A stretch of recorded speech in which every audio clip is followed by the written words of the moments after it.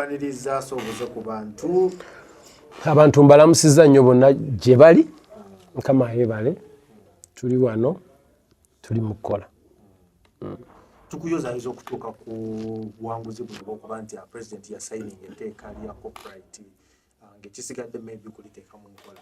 Allahumma amin. Mukama yeebale twebaza Mukama Katonda. Ekintu kinene nzijuke twali ku pate ya Norbert Mao yagamba nti agenda saba president akole public signing obuli abayimbi mwenna ng'era omulabe ekintu kinene mu witnessing. Yes. Kyagwa butaka. No, it should have been like that. Naye request yateekebwayo. So president oyinza munenya. Otherwise senga twakimugamba yandikikoze naye nze nalowooza nti owekitiibwa Mao agenda mugamba ate kyesiwa nti yakola ate ng'oluusi we should have done from this end, but we wanted to put that respect because it came from a minister and we had to respect that. But all in all, whether public or what, private, a goal was signing and he did kati tuli basanyufu. Kino kitegeeza ki eri entertainment industry kigenda kujjawo ekyokubanga abayimbi badde bagamba bakaba obwavu obutaba bulungi n'ensonga ya copyright nenge gye genda otereezamu omuyimbi nga takyalina kwekwasa. Ekisookera ddala copyright yeno etuwa obwannannyini ku biyiiye byaffe nga bw'onaalaba ekyapa bwe kiba obwannannyini ku ttaka ly'omuntu. Okitegedde ekyo kyokka gukubamu ekifaananyi senga amataka gano gaali tegaliiko bwannannyini ng'oli teri kiraga nti yennyiniwo. Oba okitegeera wadde akalagaano yadde kikyandibadde ki kyandiba wadde ettaka lya jjajjaawo yalikuwa naye bw'oba tolina kiraga linza obutabalira omuntu yenna asobola okujja n'akolerako kyayagala. Naye kati olwaleero omala okuyiya oluyimba lwange ate mba ne certificate eraga nti lwange. Oba okitegeera era ne wabayo n'etteeka erikwata oyo ayinza okukozesa ebiyiiye byange nga tafunye consent oba olukusa okuva gye ndi. That's what it means. Oba okitegeera kati omuntu yenna ndaba ayinza okutandika okugaziya ng'asinziira ku bigambo bye njogedde kati. Copyright ero kitegeeza your works okubeera copyrighted oba okubeera protected out there nga it can only be used when you are in the know. Oba okitegeera in all perspectives of music usage and copyright protection. Byo byonna nga biri awo abayimbi bangi nnyo nja kutandikira ku abazze bagamba nti engeri kintu etteeka bamaze olisayininga batunda katalogo zaabwe nti okumala ebbanga bweriti bampemu ssente bweziti ku sayidi yo gwe kiri kitya kuba naawe olina katalogo nnyo. Anti kati copyright neetuwa obwannannyini omuntu akkirizibwa okutunda okugaba oba okusuula kati kijja kubeera eri abayiiya kikyayagala eri abantu abalina ebyapa byabwe nga babitereseka eri ababitwala mu banka ne balyako looni. So kisinziira oyagala ki on your side.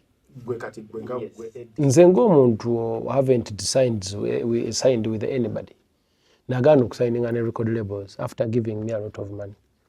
Naye nze sinza oyo alaba buli omu alina ebibye byali era buli omu alina kyayagala ate saagala dictatingira abantu babuulira ngeri ki gye balina kutambuzaamu byabwe kuba kati etteeka libawo obwannannyini obwenkomeredde n'okwerowooleza. End result yandibadde yafuna ssente naye gwe ekirimu ssente tebakuleetera ssente naye ate n'ogaana. Anti kaakati nalaba ng'engeri y'okuzisasulamu kiyinza otwala ebbanga ddene oba okitegeera ne ŋŋamba kandi katono naye nkaliira ebbanga ddene. Twogera ku record labels ki ezo ezagezaako okwagala? Zonna Sony, Universal, Warner Music zonna. Ng'olaba kiri olinga eyeetu nga ndaba mbanga abolowinze looni gye simanyi bbanga kiri engenda gisasulira kubanga bw'omala okusasula ze baakuwa ate olina osasula interest okitegeera. Wakyaliwo ensonga y'okuba nti abasinga bagamba nti tebannategeera nsonga ya copyright eno wadde etteeka lyasayiningiddwa. Bakole research kuba kiyamba bo. Bakiza kweri omukulembeze nti anti nze nsobola okubeera omukulembeze naye twabayita mu sensitization meetings abamu tebajja naye kati information eri out there, it is online. They should do research and know how they are going to benefit from their works. Omuyimbi ngaaza yagamba nti music we bamuplaying for free abakkiriza kinengeri wekikolamu nakyo ge gamaanyi ga copyright duli ne bwe yandikyogedde kyandibadde kimaking a sense kubanga music abadde wa bwereere enewe oba kitegera nga twali teka limukola ki limprotecting most especially distribution collection and whatever naye kati akirizibwa okyogera nti nkuwadde kubanga bw'aba akuwadde ng'alina obwannannyini obwaddala kituufu aba akuwadde kuba kati obwannannyini buli eriyo nannyini copyright eyo so kati bw'ayogera ayogeza amaanyi mangi kubanga ye nannyini ki that's what it means and that's what we fought for. Yeah. Copyright ntono ebaddewo era akasente kabadde nga kajja naye wadde katono mwagamba nti omuli bamuwa emitwalo 2,15 okuva maybe mu UPRS naye this amount gena kubeera kitya kuba mwali mwagana okutereeza ensonga z'abayimbi ne UPRS nga wakyaliwo anti kati UPRS twanoonya we tusobola okugitereeza ne watubula lwa nsonga copyright nkadde yabawa etteeka erisolooza naye netabawa gundi netabawa structures za distribution kubanga baali bajja ne basolooza physical bwati naye nga gy'osolooza tomanya ani yazannyewa mirundi emeka tomanya ani alina kufuna ki naye gwe n'ojja n'osolooza generally ku lwa bonna era ne bazikuwa nga tomanyi bw'ogenda zigaba badde basolooza ebiliyoni ne bazispendinga mu byabwe emisaala simanyi waati olololo ne ziggwawo emyaka gyonna era nga abayimbi tebafuna but this time around it is digital and we have both physical and digital machines ezigenda okutuyambako okumanya ani yazannyewa mirundi emeka budde ki ne tumanya minutes nti omuyimbi bw'ati alina minutes emitwalo 10 countrywide then minutes emitwalo 10 times oba 1% oba 0 watt times emitwalo 10 is how much and then nga basasula the entire catalogue eyinza okubeera ne minutes emiliyoni 10 kati ne batandika okuwa Shiba ayinako mmeka ona ayinako minutes mmeka oli ayinako minutes mmeka ona ayina minutes mmeka and minutes zono ziri accumulated to how much equivalent to how much and stuff. Abimbi banafuna batya sente zaabwe nga bakyaganya ogenda okuregisteringa works zaabwe abaana babaregisterinze bajja kufuna oyo aganye abatayagala ate omuntu abatayagala era abatayagala so kati ayagadde yajja okufuna kuba bino si byabuwaze njagala okibanyumira bungi kuba babasinga tebamanyi nti nze wenfulumya akayimba nga sita kati kino kyenyiza okugamba omuyimbi yenna ali eyo taking obudde ogende ku simu yo okole research about copyright and copyright management wekitegeera bw'oba owulira oyagala okufuna sente mbiyiye ebyo bw'oba toyagala tewali tabu kireke bw'oba tobimanyi funa omuntu yenna amanyi obanga looyo obanga ani akikulage nti kitegeeza kino ofunira wano ofiirirwa wano oba oyisukiriza kati gw'okole decision from an informed point of view but now it is a law teeka omuntu takkirizibwa kukozesa works za munne omuntu bw'agenda na painting ekifaananyi kye bino eby'omukono tokkirizibwa agenda n'okyozaamu n'akusanga ng'otunda zikopi ku luguudo nga tewamutegeezaako n'akirigisitaringa bwe yamala okikola yagirigisitaringa ng'alina ekiraga nti yennyini kyo ye first owner era it came from their intellectual property intellect oba intellectual kati obwannannyini bw'amala obufuna nga registerinze nga bwona nze nkukolera example ya kyapa bw'oba olina ekyapa omuntu asobola kujja n'ateekako nte ezo nga takugambye nti mbadde nsaba kulundirako wo ekyo ekitegeeza teri muntu akkirizibwa kukozesa luyimba lwo nga takugambye naye ate gwe okkirizibwa oddukwata n'olusula mu space ayagala n'akozesa nga bwakola ki azilonga azigwa ekyo kyoyagadde. Yes. Katogera ku management system kaneno kanyange wakatulaze oboli abasinga bande balowooza nti omuntu mulala yandibadde akabalaga oba naddala Dr. Yuda Manyada agamba nti lwaki gwa afuddeyo kubanga okatulaga nti lwaki tebava maybe ne babuuza abantu abayiiya ab'enjawulo nti musobola okuleeta maybe ekintu ekiyinza okukola oba application oba bwekityo katogera ku nsonga ezo. Consultations zino zasooka ne zigowenga on law reform yalaga abantu ebintu bino kyensuubira okubanga ne Mwami Hilda Manya akimanyiiko ne babulira about the law okitegeera ekyokubiri there is no way tusobola okufuna track record nga netulina machines zigenda kuwuliriza okitegeera tulina okuba nga tutapinga kuki ku waves ezo okusobola okumanya ani azannyewo emirundi emeka okitegeera ekyokubiri abakulembeze ba groups ez'enjawulo bonna baali consulted oba okitegeera akantu kaneno kavuddewo kuba abasinga batunulira nnyo ekyokuba nti tekayinza kubeera ekisooka abantu abamu tebekkiririzaamu naye abantu baffe kati abaana abaffe babenchmarkingira wano ne Bulaaya ne balaba nga akantu kajja kukola tusooke tukawa obudde tuleke kagenda kukola tutya then we talk from there naye before nga tekalina kye kaakoze tutandika tekajja kukola nze ndaba nga tekasobola katusooke tukalinde kafeeringa oba kakole then we talk from there kubeera ne bwe kanaaba kakoze oba tekakoze we shall improve slowly because there is no any easy beginning. Yeah. For instance, wano katugambe wano bbaala ne mukateekamu nyini bbaala wakajjako mutegeera nti yakajjeeko andi kakati olwaleero it doesn't matter kubanga nanyini bbaala okajjako n'obutakajjaako tekirina kyekikola kyekimuyamba. Number one, abantu bagenda kuba system eno kye baakoze government agencies is collecting omusolo zakwataganye okulanga ziyambako kubanga ne government egenda kujjako omusolo copyright eno buli bbaala egenda kusasula ebadde esasula license mu local government sente za copyright bagenda zigatta okwo as long as okozesa music nga akuyambako ku business yogenda mu maaso commercial purposes kitegeeza balina oteekawo akuumaako tebakateekawo mbu bajje bakugambe ozanyisiza bwotituwe sente zobadde osasula omwaka bagenda zigatta ku license gwojja kuba wasasula dda oba okataddeko oba tokateekako ebyo bibyo oba okitegeera naye sente ojja kuba wazisasula dda ng'okkaleka ne kabaako ekyo kyabwa patriotism kiyamba ku bantu bano kumanya ni yazannye ddi mirundi emeka era afuna ati sikiwa lwaki oba olina akajje kupozi ng'olina bubeezi natima kuba oba wasasula dda enewe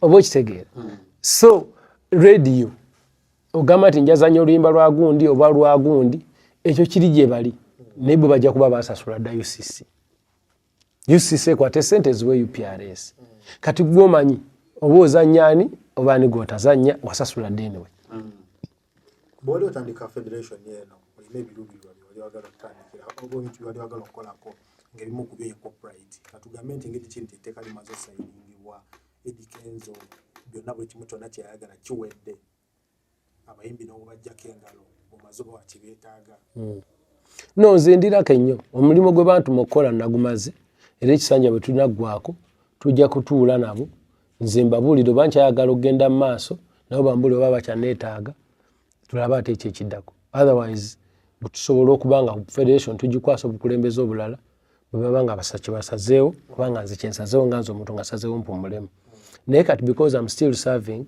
waliwo besobola kuvaayo okwogera in case obukulembeze bukyuse president of federation will you be able okuyambako oyo omuntu anaaba akuddidde 100%. Federation is one of the biggest blessing we have ever got. Senga tetwali na buno unity we shouldn't have achieved this big. So obutabaona structures emabega woneze eziri legit kyekatuletera okubeera disorganized for a long time kuba buli omu yalwananga yekka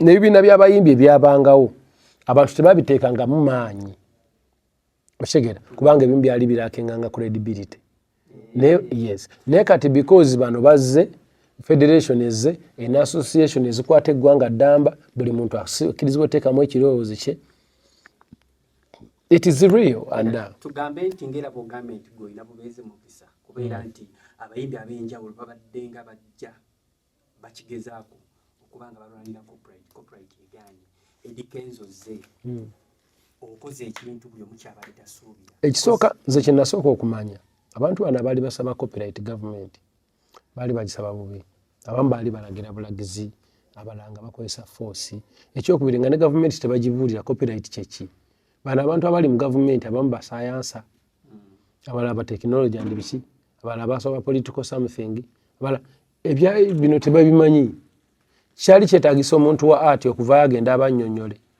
mufunira wano mufiirirwa wano feba artist tufirirwa wano ale tufunira wano omuntu wa copyright mufuna muti ate bwekiti ekyokubiri okujja politics mu bintu ebiri serious nti abantu bonna bali political ng'oli avaayo n'agamba copyright naye nga si kyategeeza ng'ayagala kulabisa akyogera agisaba kifuba baleme gimuwa agambe mubalabye babi fe ne tugamba no mulina okujja politics mu bintu byaffe bitutwala mu maaso ne tujja netutandika okwogera ku nnomo tooke ya Uganda yenna atalina political interest nti nze njagala copyright ebiyiye byange njagala bifuna obwannannyini sijikubanja olw'okuba njagala abantu bakitegere nti tewagimpa baleme kulondo babalonde nze naye nkikugamba nga Munnayuganda ayagala okufuna omusolo agusasule gavumenti ngatte ku economy oba kisegeera twajja nga tuli political free nga tuzze kwogera nga Bannayuganda bino bye mwatulaba nga tuwagira tusupportinga gavumenti ebyo twagisupportinga nga ffe nze nalaba ebirungi gavumenti byekoze nga neetaaga okubyogerako nti mbutuufu nga kino kikyaganye kino kyo kikoleddwa era nsazeewo nga teka eddoboozi lyange ku bino ebikoleddwa yeyongera okukola ebirala gavumenti endala bw'enajja mu buyinza nayo nja ttambula nayo era ebigambo byayogerwanga bagamba nti tebayinza bawa copyright for a reason being bebanabawa copyright tebaagala like mugagawale obeeko bye mwekolera nti bwe bagibawa gavumenti mujaba temukyalina gye mugimwaga gavumenti abantu ebaagala bagagga basobole osasula omusolo oguwera enguudo zikolwa amalwaliro masomero n'ebirala gavumenti eyagalangako okufuga abantu baavu kubanga weefuga abaavu ate omusolo ebe naagujjawo gukola emirimu oyagala naye efe gwegiyise kasaanya akali omuti ne kafa nagwo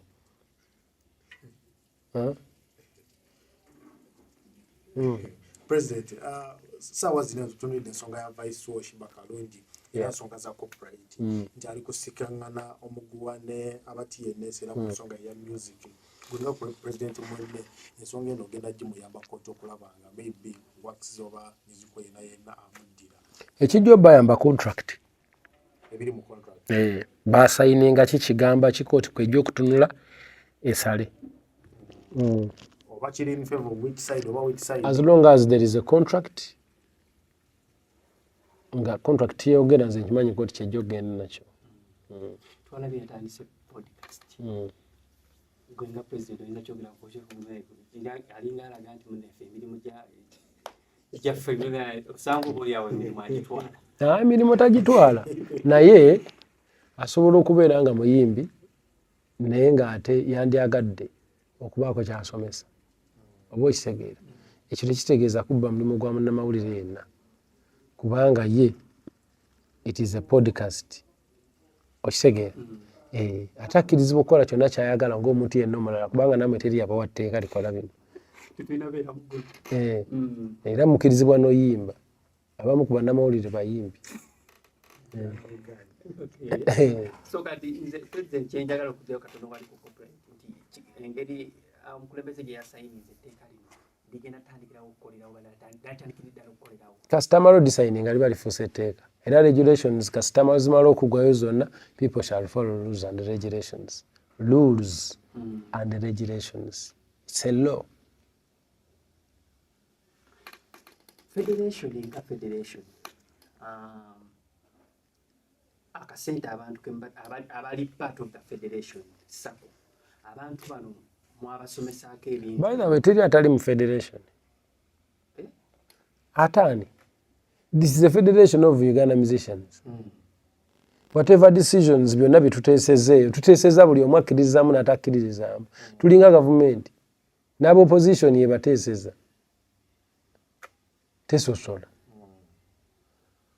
oli obakkiriza mu gavumenti eno batagikkiririzaamu ye bwe bebajetinga buli omu emuteekamu anti akasente kano engeri gye maybe temwabasomesa ngeri gye basevingamu kasente bajje bayige bajje ebyokuyiga gye biri omuntu jangu ku federation oba olina kyoyagala okumanya todda ku mutimbagano wano information ogisangaawo kwokka gendako ne ku kitebo geba n'ebintu bino biri bitya ogenda oyogere nga byogera it is from informed point of view toyogera nga ojje ku social media mu propaganda mwotemyetemye doesn't make sense oba muteeseza abagikirizamu n'abatagikiririzaamu nze bwekera kumata nenjagala nkole federation yange nange mpeka abayimbi b'empita tubeere mu kyaffe tewali tabbu nga bakola. Everyone has a right of association and disassociation and disassociate. tewali teeka nti federation inabeeremu Anti kati basing on the gundi resolution eriwo currently in the music industry, we are only allowed to have one federation. I don't know when that will be amended to have more. And today, Uganda National Musicians Federation, it has Uganda and the national. Anything Uganda and the national, it is on the federation of UNMF. Kati the other no when about what and what, it might be regional, it might be. Mumba bali baseketerera nti kino ekintu tekirigguka. At the end of the day kyagguse kuba muli abamu maybe abava ne boogerera ne bagyogerera obubi. Abamu ne bavaayo ne gibagivanamu abamu ne bagiddukanamu. Bigambo ki byosobola okubagamba? Nze abantu kyenyinza obbagamba kiri kimu mujje tuzimbe music. Muvemo ego mu lwaki Eddie yakutte lwaki basome lwakyani. Mujje tuzimbe omulimu gwaffe tukulaakulane. Ebyo ebisigadde kino ekisanja kyaffe ekiddako kiyinza okuba ekikyoba omuntu omulala yenna. Eno Uganda yaffe ate n'omulimu gwaffe tukolera abaana n'abazzukulu. Olwaliro oyinza obbyesamba kubanga olina ego olina empala nayo ne gundi naye taba omwana wo bw'ayimba nga teyandyetaaze eddoboozi lyoli mu kuteekamu kati limuyambeko obutayita mbyoyiseemu. So ego bagiveeko bave mu ebyo ebyani abambaani musimanyi kuba abamu bibagaana nno si bitono ajja kummamba ajja kuntuma naye nga it's not about that. Bwe tuba tuli mu kisaka nga tuyingidde ekisaka tusaggula tusobole okugwa ku kkubo eritutuusa naye nga tulina kuyita wakati mu kisaka. Waliwo abalina okukulembera bagende nga basaggula. Oyinza osagguza omuggo ejjambiya oluso oba ekirala. Kati omuntu oyo akulembedde tulina omumuwa akadde kuba alina amaanyi amangi gaali mu kukozesa atambula bw'asaggula ate mwe mugoberera bugoberezi. Kati tulina okusaasira omuntu oyo. Waliwo ne byasanga awo mu kutema emisota ebikyate mu olusi mbisanga bidduse oba nga abitemye. We have to respect that process.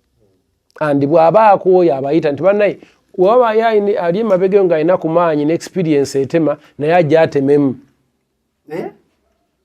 Oba okitegeera? And we shall respect. It's all about respect and discipline. President kati bw'obuyinza sofa akabubeera mu myaka emeka? Tugenda mu 3 oba 2. Birina ekkomo, right? 5. So kati goliredde obba waamu. Bwe baba nze ndi muntu akkiririza mu maanyi agawamu oba mu ddoboozi eryawamu. Abantu babeera bangi ne basalawo ekintu olina otambula nakyo. President tulikayo mu birthday run ekololo ebbanga lyomaze mu bukulembeze bunene twali tumanyi nti ebintu ebimu byakyukamuko olina kukumawo emmundu bano baggeto yiti banene ab'ennaku bano nga tokyali nnyo naye nakulabira ebiso bisala nga omupraisinga nnyo abaana ba ggeto eno ku saidi eno. Nze nava mu ggeto ate era nga nkyaliyo kubanga eriyo abantu bange okitegeera kuba gye nakulira. So ffe mu ggeto tukyaliyo kubanga eriyo abantu baffe. Kati lunaku bwe lukya netutambulako nabo teguba musango. Bo olunaku ne lukya ne tuddayoko tubalambuleko tulye nabo n'obuga nti tukatuleyoko si kibi. Anti ng'ejjo oli omukulembeze otambula n'omuntu aba akoze ekikolwa. Anti eyo gye nava senga nali nava kololera gye nandibadde ntambulira. Senga nali nava kololera senga gyonsanga. Naye kuba nava mu ggeto ye wali abantu bange era mbanzizeeyo kubalabako. Abantu bano gwe nga gwe tosobola kuba tuzaako bino babulirako ku bintu ebimu byebandibadde tebakola nebandibadde baakoze eki nti kati nga kukuba abantu nze be nali nabo sirina muntu gwe nalaba baakuba ekkololo. Akasembayo president oli president w'abayimbi ate omu ku bo omukulu amanyiddwa nga Gravity Omutujju. Actually he's your good close friend. Recently yavaayo ku social media n'awanda ng'agamba nti abanja omukulu Bebe Cool Museveni yayimbira mu campaign. Alina contract? Contract ekiwandiika kiraga kirina. Kiba kiwedde contract ejjabbira mula byonna. Kasitama ne contract. Agamba mbu tebaamusasula. Alina contract. kooti weeri twagisangawo after how many million years ago nga weeri abazungu bajo abazungu bagireta ani aleete kooti nene mu Bwakabaka yalimu ebyedda ebyo era sebo olukiiko lwabangawo nga luyinza okukwata entandaalo so wabawo ekiraga then it will be solved. That is my friend buli alina agreement akkirizibwa okukiremenga ebiri vabo byansi biba byakwewunda byansi. Kati president gwa abayimbi watambula nabo mu campaign bote nabo babanja oba nzabasasula abayimbi be natambula nabo mu campaign bali okay ketwateesa bakafuna andi kati nze no kampo yange yali ndala wekitegeera nempozi nga abange basaba kasima kuba bakola bulungi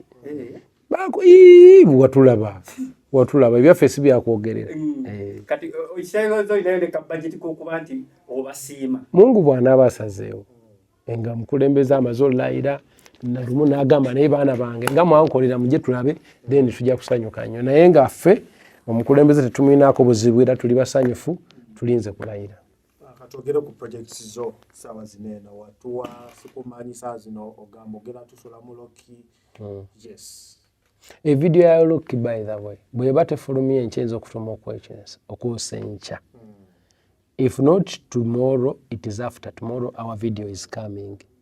I can't wait to give you this beautiful piece as we are planning for more in 2 weeks to come. 2 weeks after release, we are bringing another one. What's the inspiration between Loki, Kubach, Eringanga, communication? Loki, but so fine. You're so fine. Naye unyanam. Agachika. Kamanyi. Loki chinezo omuntu ali. Olina meaning ya patience. Oli mukazi independent. Asitawasoma science. Newetusigala mwenda. Bwe bito bitambula. Nakuba munzigyeko sikyajugala naye was flowing up bulungi but it's such a sweet song. Okay. Kali naffe tutunulinze munetu luwamba coming soon video ejja kali tweyanziza